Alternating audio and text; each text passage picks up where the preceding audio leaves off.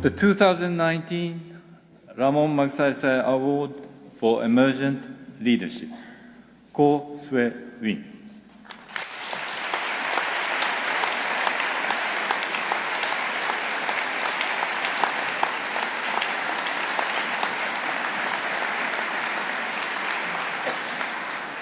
Myanmar has one of the most challenging environments for the practice of journalism in Asia.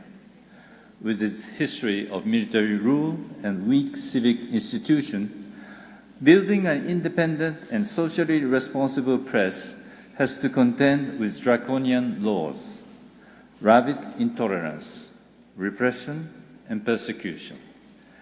It is an environment that calls for journalists of uncommon will, professional independence, and a strong sense of justice. Such a journalist is 41-year-old SWE. Born in Yangon, he grew up in politically turbulent times and fell victim to state repression early on. In 1998, he was summarily arrested with 67 fellow students for distributing propaganda materials against the ruling military junta. Sentenced to 21 years in jail, he was tortured and starved, but would turn prison into a learning experience. Released after 7 years in prison, he did an online undergraduate program in journalism and with a scholarship finished a master's degree at Hong Kong University. In 2012, he returned to Myanmar. In Yangon, he started as a stringer for Al Jazeera and the New York Times. His first big break came in 2015 when Myanmar Now, an independent online news service, was launched. Myanmar Now focuses on long-term investigative reports in both Burmese and English, which are also available for syndication. With SWE as editor-in-chief since 2016, Myanmar Now has built a strong reputation for its well-researched, in-depth articles on critically selected, underreported human rights and social justice issues. SWE has continued to face daunting challenges. In 2017, he criticized a powerful ultra-nationalist Buddhist monk, Ashin Wiratu, for purveying hate speech and publicly commending the killer of a Muslim human rights activist. This monk, SWE wrote, has desecrated Buddhism and should be punished for endorsing assassination and fomenting hate. Subsequently sued for defamation, he was physically assaulted by Wiratu's supporters and briefly jailed on a trumped-up charge. Illustrating how the law can be bent by the powerful, the trial was held in a location that required SWE to travel for 780 miles to and from the trial.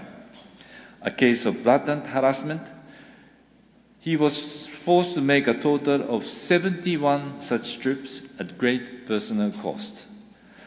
The judge finally dropped the case on July 2, 2019, because of the plaintiff's protracted non-appearance at court hearings. SWE and Myanmar Now draw strength from the fact that they are making a difference. With the current leadership of 350,000, the news service is highly regarded for the quality, balance, and depth of its reporting on high-impact issues, including land grabbing, child labor, and abuse of domestic workers. Risking severe reprisal, it has exposed anomalies in the Myanmar Human Rights Commission, in a political indoctrination program run by the army for civil servants, in the secret operation of some 50 prison labor camps where prisoners are made to worry in quarries and mines, and in the activities of the Association for the Protection of Race and Religion, a movement of xenophobic anti-Muslim extremists.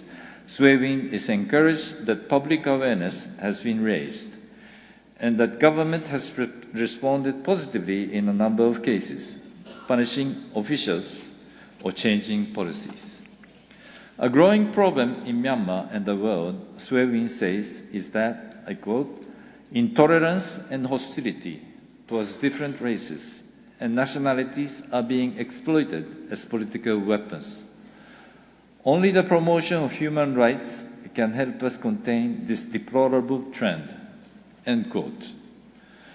In electing Ko Swee-win to receive the 2019 Ramon Magsaysay Award for Emergent Leadership, the Board of Trustees recognizes his undaunted commitment to practice independent, ethical, and socially engaged journalism in Myanmar. His incorruptible sense of justice and unflinching pursuit of the truth in crucial but underreported issues, and his resolute insistence that it is in the quality and force of media's truth-telling that we can convincingly protect human rights in the world.